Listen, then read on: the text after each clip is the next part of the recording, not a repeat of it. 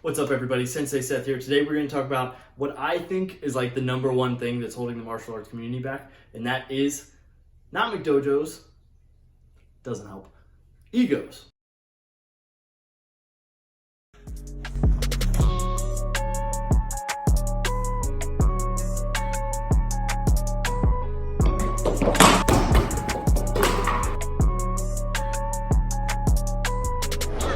So obviously there's ego at like two different levels, right? Well, kind of three.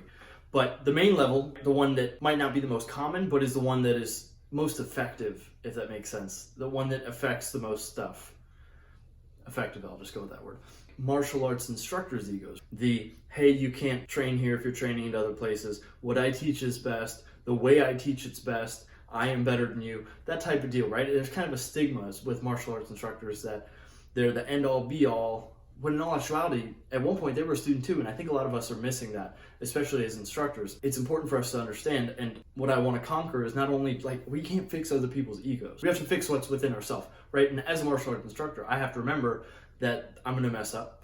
I have to remember that I have to be able to expand myself. A lot of the best martial arts teachers are still martial arts students in some fashion, because not only are they giving back, but they're also still taking in new knowledge and dissecting it and figuring out what works and what doesn't, and then make sure he's giving his own students the best chance possible to become successful in whatever it is they're looking for, whether it's competition or it's self-defense or it's just kind of personal growth. I hear nightmare stories all the time of instructors who are like beating up their kids, instructors that don't let their students ask any questions. It's kind of one of those things where if you have a bad teacher who has an ego, then it ruins your whole experience. So that's one of those things where if you are an instructor, try and suppress that as much as you can by saying, okay, I at one point was at the point where these students were, what would I have wanted if I was one of those students, right? And we don't want a teacher who's going to be a and not let you ask any questions. We want a teacher who can grow with us and help us grow, because what's a good analogy here?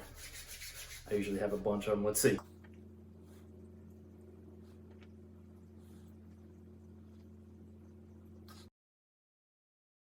So as an instructor, one of the best way to make sure that you can give your students more is by learning more, leaving your ego at the door, if you will, and allowing yourself to have more opportunities to grow, learn things, change things, and to help elevate your experience. Okay, number two is going to have to be, obviously, the students. So as a student, there is little hierarchies of students, right? We have belt ranks, we have how long somebody's been taking class. It goes from different style to different style. It doesn't really matter what kind of style it is. Usually there's like a hierarchy. Then, not only within systems of themselves, but there's also ego from style to style. My BJJ is better than judo. I don't know if anybody really compares those two. Obviously, I just said two sports. So as a student, it's really easy to be like, oh, my instructor knows better. And it kind of runs down, right? So as a student, I can very easily see my instructor who says all of his stuff is the best. And then as a student, take a step back, look at everybody else and be like, oh no, that stuff doesn't work the same. My instructor is the best. My instructor knows best. And it's really cool to like have that family and culture and everything like that that keeps you bonded to your instructor and has a close feel. But that's just kind of a toxic thing, right? That's like the old, that's like Rapunzel with the let down your hair thing, right? The mom's like, no, you can't go outside, it's too dangerous, right? Like the instructor is kind of doing that to you. So if you have an instructor who's like, nope, my style works best, it's not the end of the world to do some of your own research. So before you go blasting other people, especially other instructors, that's my least favorite thing, my goodness. If you are a student and you don't teach and you don't put out content for people and you don't do this and you don't do that, then don't be a commenter. I think the comment section is honestly it's like kind of representative of how students can kind of have this bad ego, right? Because I have a lot of people, and it's not necessarily even from my page. I've seen other pages where people are really quick to comment how to fix something, when in all actuality, they only learn from someone else, right? So who are you to say what's right and what's wrong? Especially as a student, I can learn from so many different people. I have gotten the chance to learn from a bunch of different people. I never go into one person's class thinking, okay, that's not right because someone else told me something else. More than one person can be right. More than one options can be the correct answer. And then, of course, as a student, you have the ability to be egotistical towards your instructor. This one doesn't happen as much, but it definitely happens. I've seen it myself, where instructors have to fight the ego of another student in class because the student in class has a don't tell me what to do mentality, which kind of leads to some some issues there, right? So one of the best ways to go into a martial arts class is very open-minded. And I know I said there was a third. The third one is like a internet level of put yourself in a situation where you never are wrong. I could very easily never practice or apply, but talk.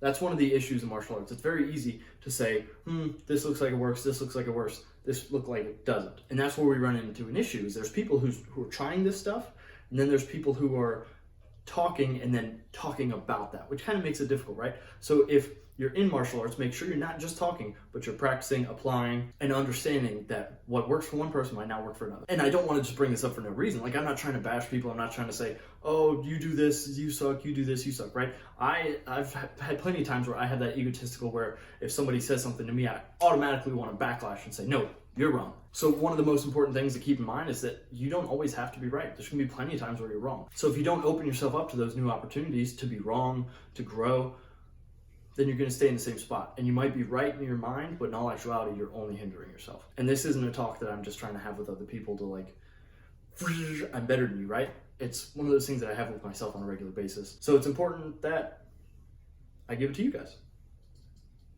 Yeah.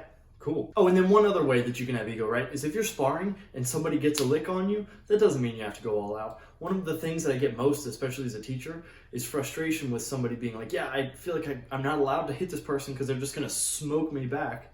And I know I'm not hitting them as hard as they're hitting me, but now because I'm worried about if I touch them at all that they're going to try and knock my head off. It's a terrible way to go about things, right? We're not in there to fight. We're in there to learn how to fight and how not to fight, how to keep ourselves out of these fights. If you're going into a sparring match thinking, okay, I have to win, you're losing. Cool. I think I said everything I wanted to say. I can't think of anything else. If you like this video, oh, and I have an Amazon affiliate link, so if it's one of those things where you're like buying stuff for the holidays for your loved ones, or you just like, I don't know, have a weekly thing where you peruse through a technology section and buy cool stuff. If you use my affiliate link, it helps me, it gives me a kickback, it supports the page, and then also it doesn't cost you anything else. So do it. I mean, why would you not? Don't be selfish. Just kidding. Cool. Let's move on. So if you like bottle tricks, if you like bottle kicks, karate tricks, and wave master abuse, like, subscribe, turn on the notifications, follow me on Instagram at Sensei_Seth. And as always, if you don't subscribe, I will kick you. I don't know how to do it with this setup. Again, this is the second time I put myself in this situation. I don't like being able to not kick things.